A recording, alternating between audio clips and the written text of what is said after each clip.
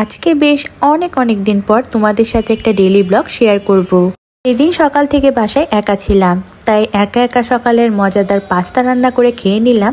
নাস্তা খাওয়া শেষে এরপর রেডি হয়ে চলে গিয়েছিলাম আমার মায়ের কাছে। সেখানে গিয়ে সারাদিন অলস সময় কাটালাম, তার সাথে খাওয়া দাওয়ার টুকিটাকি সেদিন কি করলাম। বিকেলের দিকে এরপর আমার ভাইয়ের ছেলে পর্ণকে নিয়ে একটু ঘুরতে বের হয়েছিলাম। সেখানে ঝালমুড়ি খেলাম, ফুচকা খেলাম, আরও কি করলাম সেই সব কিছু আজকে তোমাদের সাথে আমার আজকের ব্লগটিতে শেয়ার করব। হ্যালো সবাইকে, কি খবর সবার? এটা আমার গত মঙ্গলবার নভেম্বরের 11 তারিখের ভিডিও ছিল। তোমাদের সাথে অনেক দিন হলো আমার কোনো ডেইলি ব্লগ শেয়ার করা হয় না, তাই ভাবলাম আজকে একটা ডেইলি ব্লগ শেয়ার করা যাক।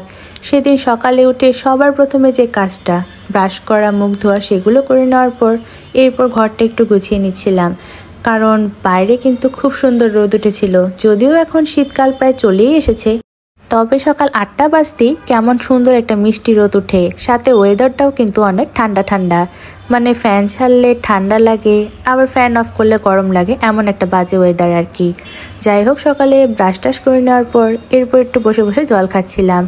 সেদিন আমি বাসায় একা ছিলাম, তাই নিজের জন্য একাই নাস্তা বানাচ্ছিলাম। আমার হাজব্যান্ড আর শাশুড়ি মা একটু জরুরি কাজে বাইরে গিয়েছিল, তাই সারাদিন একাই ছিলাম বাসায়। সকালে পাস্তা নাস্তা খেতে কিন্তু ভালোই লাগে। শীতের দিন মানে টমেটো আর গাজর, একদম বেসিক আর সিম্পল একটা পাস্তা রান্না করেছিলাম। গাজর, টমেটো, তার সাথে টমেটো কাচাপ, সয়া সস, পেঁয়াজ, কাঁচামরিচ, তার সাথে মশলা সবকিছু মিশিয়ে এর মধ্যে সেদ্ধ করে রাখা পাস্তাগুলো দিয়ে ভালোভাবে মিশিয়ে নিয়েছিলাম। আর ভেজে নিয়েছিলাম দুইটা ভেজে রাখা ডিমও এর মধ্যে দিয়ে ভালোভাবে মিশিয়ে নিয়েছিলাম। আমার বেসিক পাস্তা কিন্তু একদম রেডি। এরকম করে পাস্তা খেতে কিন্তু আমার খুবই ভালো লাগে। শীতকালে তো আরো অনেক রকমের সবজি পাওয়া যায়, সেগুলো দিয়েও পাস্তা রান্না করলে কিন্তু খেতে ভালো লাগে, কিন্তু আমার কাছে এমন সিম্পল পাস্তা খেতে কিন্তু বেশি মজা লাগে। সকালের নাস্তাটা খেয়ে নেওয়ার পর এরপর সুন্দর করে স্নান করে নিয়েছিলাম। স্নান করে হাতে পায়ে লোশন লাগিয়ে নিচ্ছিলাম, যেহেতু শীতকাল চলে এসেছে আর লোশন না ইউজ করলে তো একদমই চলবে না। সেদিন যেহেতু বাসায় একা ছিলাম, তাই একা ভালো লাগছিল না, আর কাজও ছিল না কোনো, তাই নাস্তাটা খেয়ে নেওয়ার পর স্নান টান করে রেডি হয়ে নিচ্ছিলাম। আমি ভালো লাগছিল না যেহেতু, তাই মায়ের বাসায় চলে গিয়েছিলাম। তাই সুন্দর করে রেডি হয়ে নেওয়ার পর এরপর মায়ের কাছে চলে গিয়েছিলাম সারাদিনের জন্য। সারাদিন শেষে এরপর রাতে চলে এসেছিলাম। আর ওকে তো সবাই চেনো যারা আমার ভিডিওগুলো আগে থেকেই দেখো। ও হচ্ছে আমার ভাইয়ের ছেলে পর্ণ। গিয়েই তার সাথে গল্প আড্ডা শুরু করে দিয়েছিলাম, আর অনেক একটা অলস সময় কাটাচ্ছিলাম। মায়ের বাসায় গেলে এমনই হয় আর কি, শুয়ে বসে সারাদিন সময় কেটে যায়। বাইরে কিন্তু খুব সুন্দর মিষ্টি রোদ উঠেছিল, আর বাতাসও ছিল সুন্দর। এমন মিষ্টি ওয়েদার, তার সাথে বাতাসে কিন্তু জানান দিয়ে দেয় শীতকাল চলে এসেছে। এরপর দুপুরবেলা খেতে বসে পড়েছিলাম। খেতে একদমই ইচ্ছা করে না ইদানিং, তবু খেয়ে নিচ্ছিলাম। খাওয়া দাওয়া শেষে একটু জলপাইয়ের টক খেয়ে নিচ্ছিলাম। জলপাইয়ের টকটা কিন্তু খুবই মজা হয়েছিল। আমার আবার জলপাইয়ের দিনে জলপাইয়ের টক খেতে খুবই ভালো লাগে। খাওয়া দাওয়া শেষে এরপর এটা ছিল বিকেল 5টার সময়।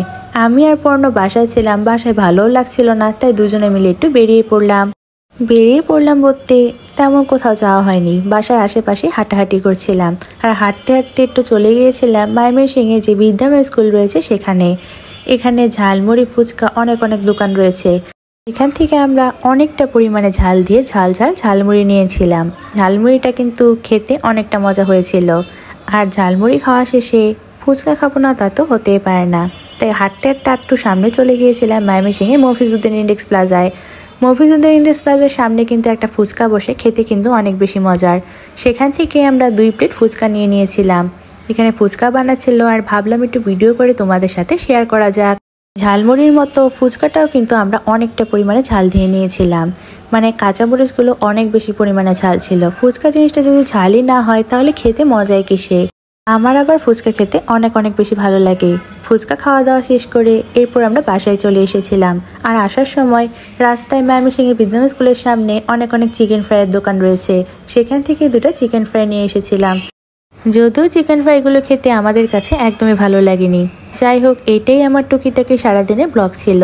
এরপর আমি বাসায় চলে আসি, আর তারই সাথে আমার আজকের ব্লগটি তোমাদের সাথে এখানেই শেষ করছি। আমার আজকের ডেইলি ব্লগটি তোমাদের কাছে যদি ভালো লেগে থাকে অবশ্যই একটি লাইক করে দিবা সবাই। তোমাদের সাথে পরবর্তীতে আবার দেখা হচ্ছে। আমার নতুন ব্লগগুলো দেখতে হলে আমার পেজটা কিন্তু অবশ্যই ফলো দিতে হবে। আজকে এই পর্যন্তই। Thanks for watching, by.